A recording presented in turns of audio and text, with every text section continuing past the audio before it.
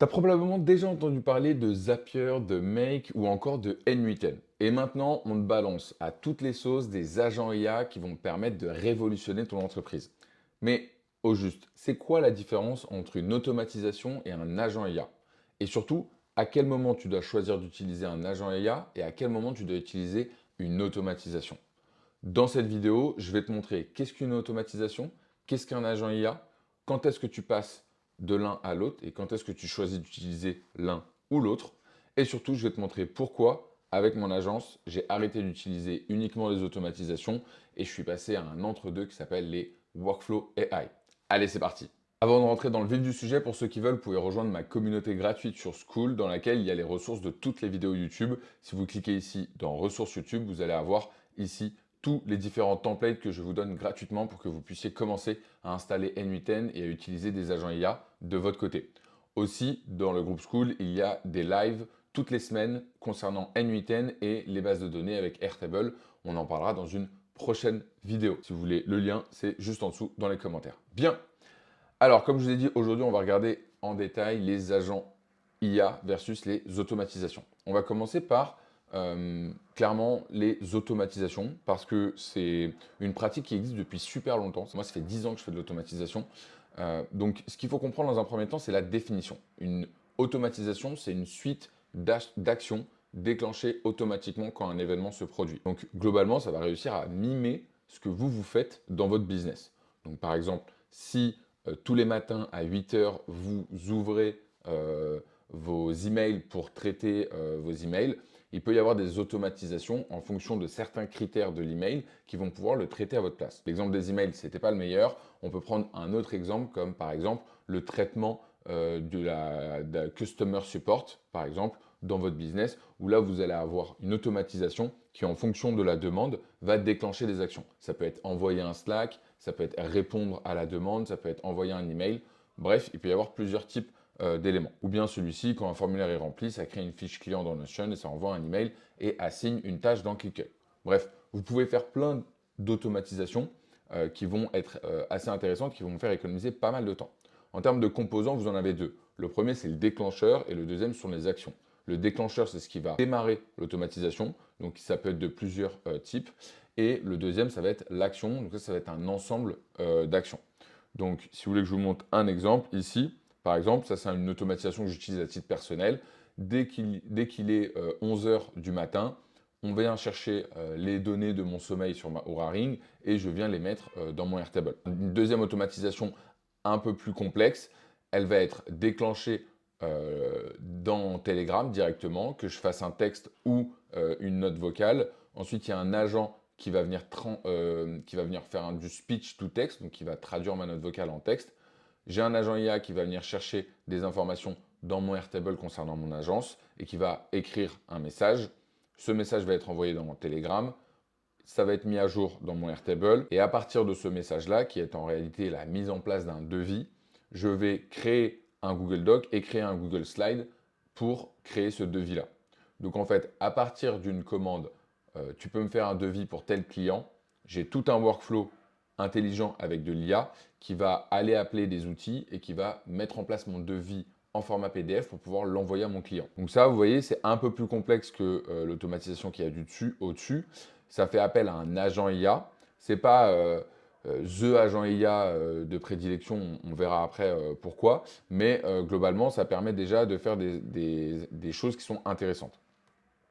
Bien, les limites de l'automatisation, clairement, il y en a plusieurs. La première chose, c'est que c'est assez rigide, c'est-à-dire qu'il faut avoir une très bonne idée de l'automatisation que vous voulez mettre en place pour réussir à mettre en place un workflow. C'est pour ça que l'automatisation, c'est une pratique qui est beaucoup faite en banque et en assurance. Parce qu'en fait, c'est deux métiers qui sont 100% digitalisés et dont les process et les procédures sont hyper longues et hyper chronophages. Donc en fait, ces secteurs-là sont des très bons secteurs pour l'automatisation. Il n'y a pas de contexte. C'est vrai que l'automatisation, vous allez lui donner uniquement l'information qu'elle a. C'est-à-dire que les données en entrée, ça peut être par exemple un formulaire, mais du coup le contexte de l'automatisation, ça va être uniquement les informations de ce formulaire. Il ne va pas avoir le contexte des anciens formulaires. Là où avec des agents IA, on peut lui dire voilà, on est dans le cadre d'une agence, tu es un fondateur, là le formulaire que tu vas recevoir, c'est un formulaire de demande de devis. donc il va falloir que tu le traites de telle manière et que c'est pas de compréhension. En vrai, on dit souvent que les automatisations, elles sont parfaitement imparfaites, c'est-à-dire qu'elles vont tout le temps refaire la même chose, et même si c'est des erreurs, elles ont aucune prise de recul par rapport à cette erreur. Et il faut faire attention aux automatisations qui sont gadgets. Parfois, la mise en place d'une automatisation peut prendre plus de temps que son ROI, c'est-à-dire le temps que vous allez économiser derrière. Sachant que la métrique phare qu'il faut regarder lorsqu'on automatise un process, c'est l'ETP, c'est-à-dire le temps qu'un homme va mettre pour faire cette tâche-là. Disons qu'un ETP classique, on va être à 50 000 euros de salaire par an, donc chargé, c'est à peu près 100 000 euros. Est-ce que l'automatisation que vous êtes en train de construire, elle est fait économiser un demi-ETP, un ETP, deux ETP, trois ETP? Et donc souvent, ce qu'on a, c'est des courbes où en fait, entre le coût de l'automatisation avec le coût humain, plus les erreurs humaines, plus le fait qu'il ne soit pas heureux au travail parce qu'il fait des tâches qui n'ont aucune valeur ajoutée, quand est-ce que cette courbe-là, elle va rencontrer la courbe de l'automatisation, sachant qu'on a un coût d'entrée d'automatisation assez élevé, à savoir la mise en place de l'automatisation, et qu'après on a un coût de licence à payer pour maintenir en production cette automatisation.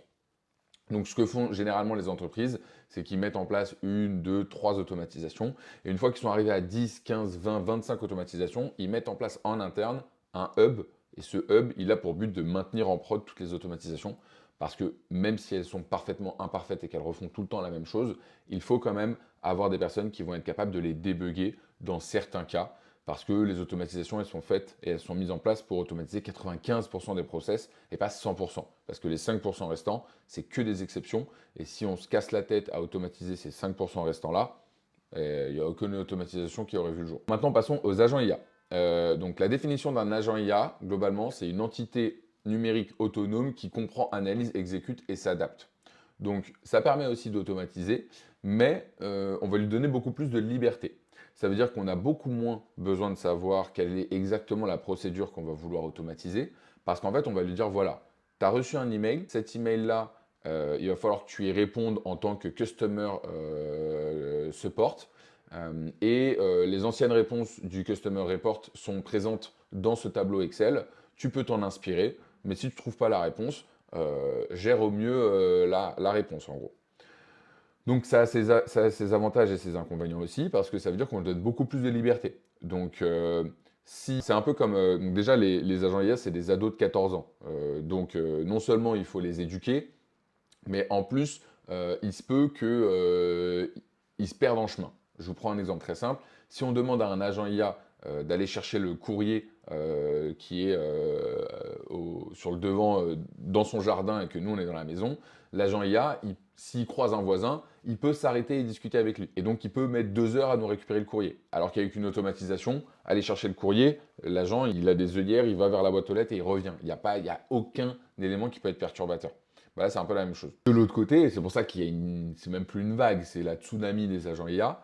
Le tsunami des agents IA, ça permet de comprendre le contexte, donc on peut lui dire qui il est. Ça permet de poser des questions. C'est-à-dire que si vous mettez en place un chatbot avec Telegram, WhatsApp ou même des chatbots internes sur N8N, il va vous poser des questions. Par exemple, s'il n'arrive pas à faire telle tâche en disant bah, ok, là, j'arrive pas à faire ça, est-ce que tu peux m'aider? Il va avoir accès à plusieurs outils. Donc ça, c'est incroyable, que ce soit des outils de manière directe ou de manière indirecte avec les MCP, globalement, il peut avoir accès à toute la connaissance de votre agence. Et surtout, il y a un aspect d'apprentissage.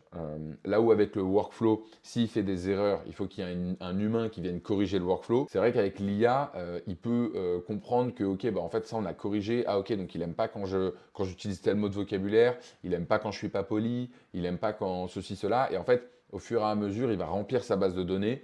Hein. Vous pouvez regarder sur ma chaîne YouTube, d'ailleurs, comment vectoriser un document et ensuite l'utiliser en tant que base de données avec Postgres et Supabase.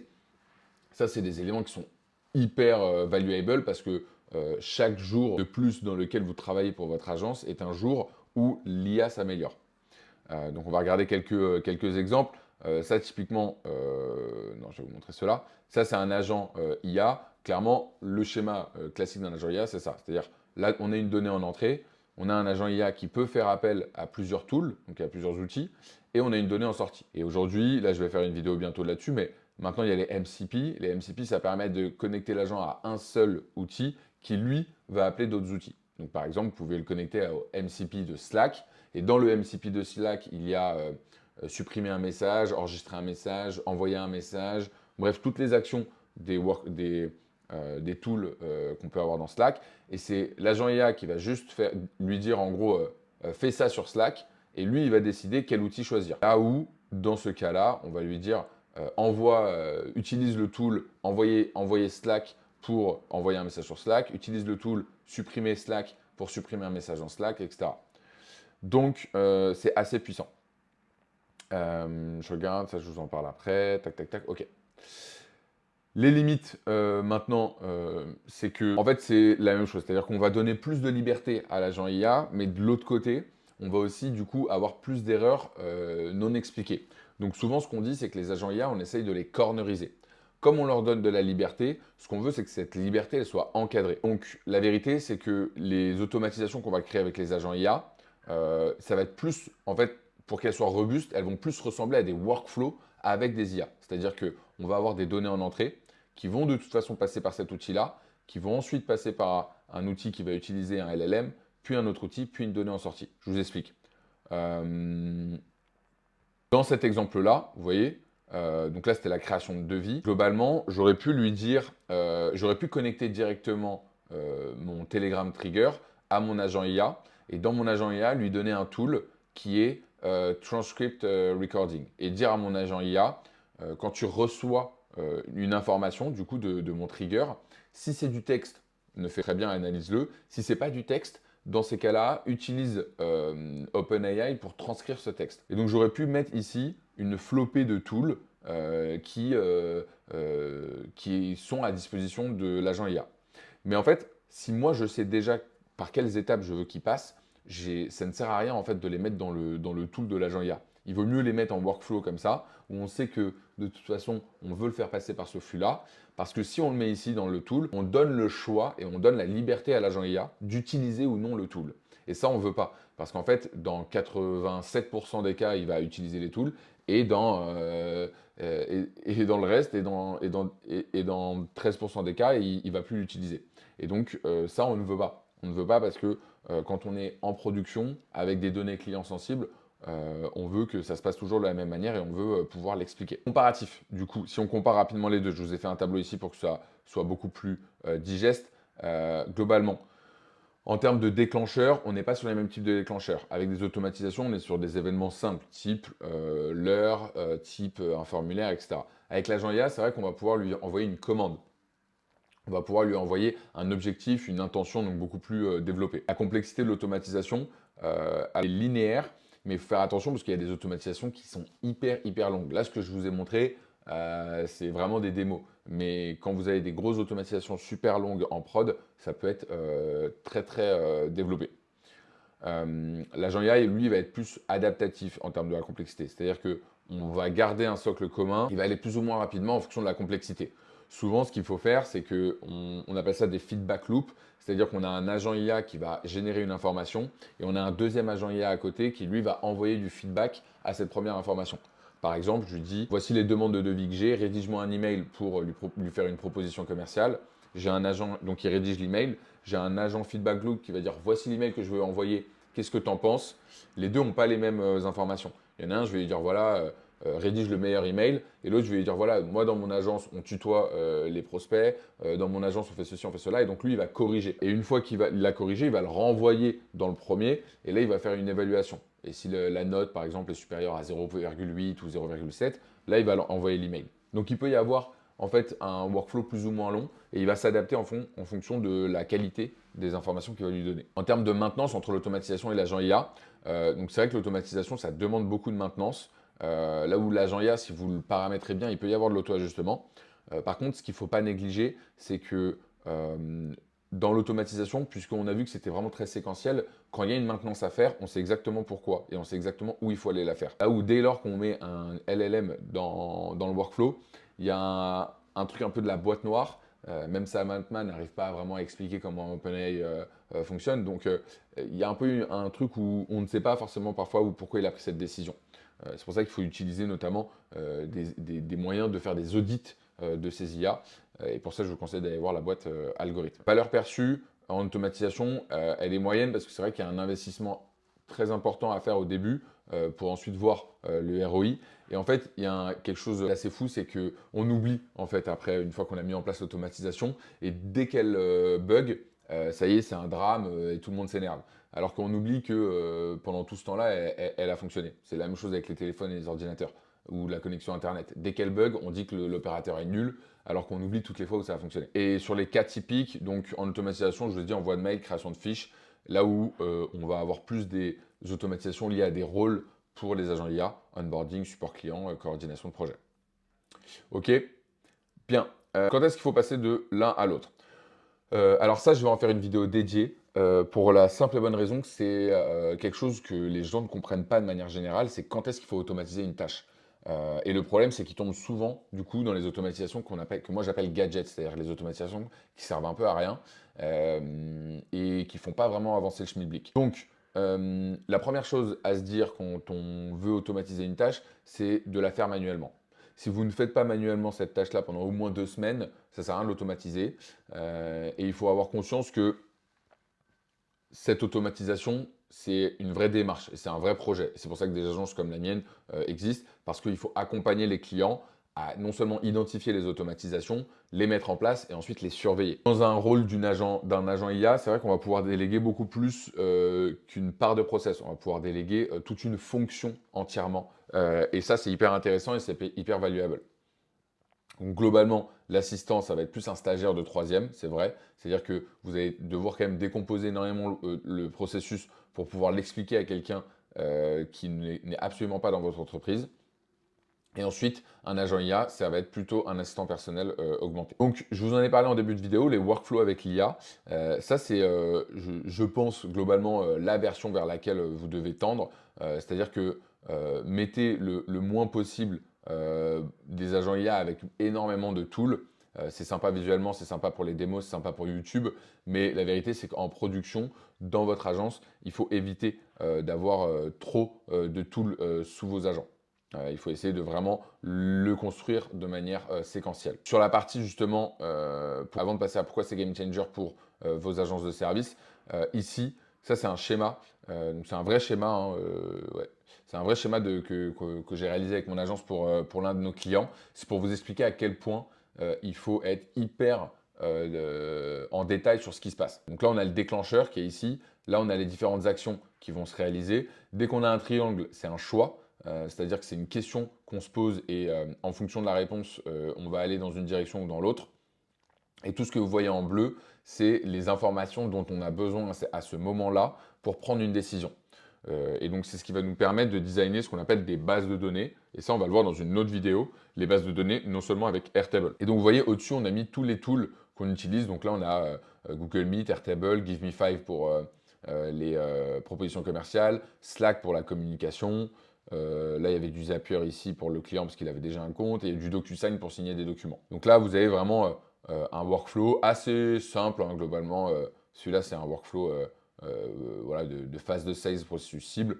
Donc, c'est pas le plus compliqué qu'on ait créé, mais ça vous montre un petit peu le niveau de détail dans lequel il faut rentrer. Bien, pourquoi c'est game changer? Pour 4 éléments hyper importants. Le premier, c'est la scalabilité. En fait, c'est la bête noire des agences de service, c'est le fait que votre chiffre d'affaires va augmenter en même temps que votre masse salariale.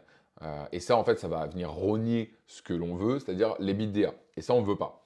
Donc, le premier élément à comprendre, c'est que l'automatisation va vous permettre de traiter plus de clients avec moins d'employés. Et donc ça, c'est hyper important. Pourquoi? Parce que c'est vraiment comme ça que vous allez monter en charge. Ça demande beaucoup de structuration au niveau de l'agence, mais c'est vraiment hyper valuable. Les informations sont centralisées, vivantes et actionnables. Alors ça, hyper important aussi. Pourquoi? Parce que en fait, bon, déjà, vous allez affranchir vos employés de tous les copier-coller qui servent à rien. Enfin, si, ils servent à quelque chose, mais c'est pas un bac plus 5 ou un bac plus 3 de faire ces copier-coller. Donc, les IA, elles ont un énorme rôle sur justement la centralisation des informations. Donc, si je vous reprends par exemple cet exemple-là, vous voyez, Ici, dans les informations, c'est-à-dire juste créer un record dans le Airtable et créer une proposition commerciale, créer un dossier dans Google Drive, etc. Tout ça, c'est fait de manière automatique, donc on n'a plus à le faire. Se focaliser sur ce qui a vraiment de la valeur, à savoir, OK, genre, quels sont les 5% de la proposition commerciale qui vont me permettre de closer le client. Et globalement, ce qui est intéressant avec les automatisations et les agents IA, c'est que ça travaille 24 sur 24, ça prend pas de vacances, ça prend pas de congés, ça tombe pas malade, c'est pas en retard dans les transports. Et donc ça, c'est assez intéressant quand même de pouvoir se dire que notre business est en train de tourner, il est en train de s'enrichir pendant qu'on est en train de faire autre chose. Et ça rentre un peu dans le premier point qui est la scalabilité.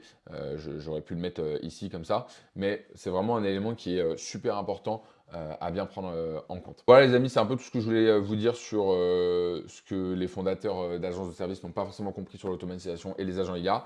Si vous voulez qu'on rentre dans le détail des MCP, etc., n'hésitez pas à me mettre des commentaires, liker, partager, tout ça, ça fait plaisir. Et merci à tous ceux qui sont restés jusqu'ici pour la vidéo. Allez, ça part.